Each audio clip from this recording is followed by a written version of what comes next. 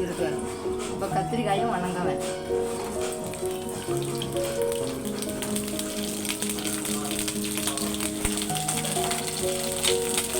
கத்திரிக்காய் நம்ம ரொம்ப நல்லா வணக்கிக்கலாம். நல்லா வணக்கலாம்.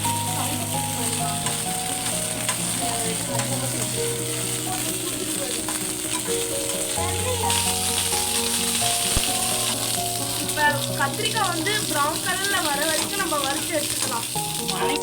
கொஞ்சம் கொஞ்சமாக ப்ரௌன் ஆகிட்டே இருக்குது. 10 நிமிஷம் ஒரு 5 நிமிஷம் வணக்கி எடுத்துக்கலாம். அது வரைக்கும் இதுதான் எங்கள் சாமீரம், மங்களகரமான சாமீரம். இதுதான் எங்கள் தாத்தா. இதுதான் எங்கள் கிச்சன், மங்களகரமான கிச்சன்.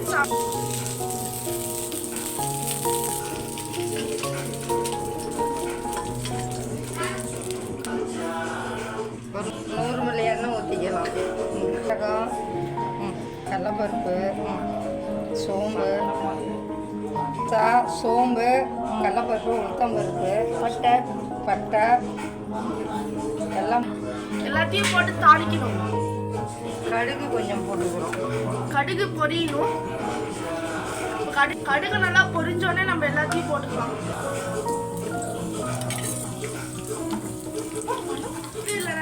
தம்பி கேமரா போட்டுக்கலாம். நல்லா வணக்கணும். முந்திரியை போட்டு நல்லா வணக்கி எடுத்துக்கலாம். பூண்டை நல்லா வணக்கி எடுத்துக்கலாம். அது பூண்டு அது வந்து முந்திரி மாதிரியே இருக்கிற பூண்டு. அதனால வெங்காயம் தக்காளி எல்லாத்தையும் போட்டு வணக்கிக்கலாம். நல்லா வணக்கிக்கலாம். கொஞ்சோண்டு வெந்தயத்தூள், வெந்தயப்பொடி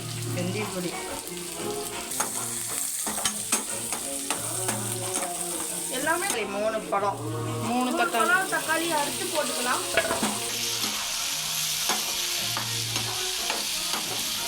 நல்லா வணக்கிக்கலாம். கொஞ்சம் உப்பு போட்டு கிளறிக்கலாம். கொஞ்சம் உப்பு போட்டு கிளறி எடுத்துக்கலாம். நல்லா வணக்கி மற்றதெல்லாம் போடணும். கொஞ்சம் மஞ்சள் தூள் எடுத்துக்கலாம்.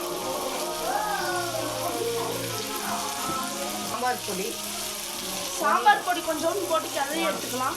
1.5 ஸ்பூன் போட்டுட்டு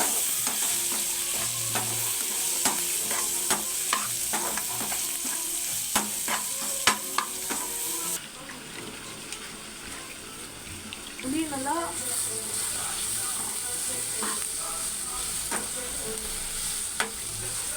மிளகாத்தூள் போட்டுக்கலாம். இப்போ புளி ஊற்றிக்கலாம்.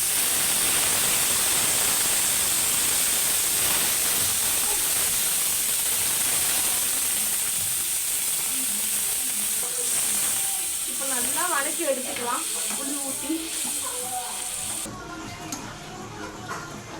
புளி ஊற்றிருக்கிறேன். நல்லா கொதிச்சு வாட்டி கொஞ்ச நாள் வச்சு தேங்காய் பால் ஊற்றணும். இதை ஊற்றக்கூட தேங்காய் பால் அரை தேங்காய் பால் ஊற்றிக்கலாம்.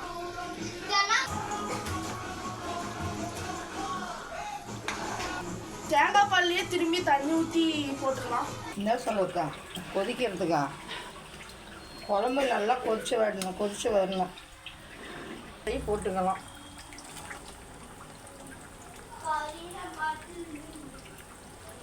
போட்டு ஒரு 10 நிமிஷம் வேகணும்.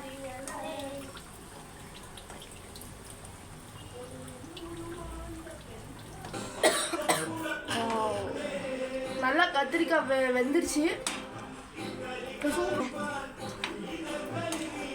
அனிமலெல்லாம் பதப்பாத்தி கிளறாங்க.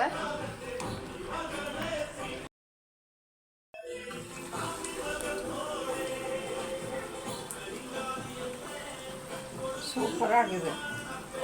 எண்ணெய் கத்திரிக்காய் குழம்பு வச்சுருக்கோம். நாளைக்கு வேறு எதாவது செஞ்சு சொல்கிறோம். செஞ்சு அடுத்து என்ன குழம்பு செய்யணும்னு கமெண்ட் பண்ணுங்க. இன்னைக்கு வந்து முடிவடைகிறது இந்த சேனல். பாய். இன்னைக்கு வியூவர்ஸ்க்கு பாய்.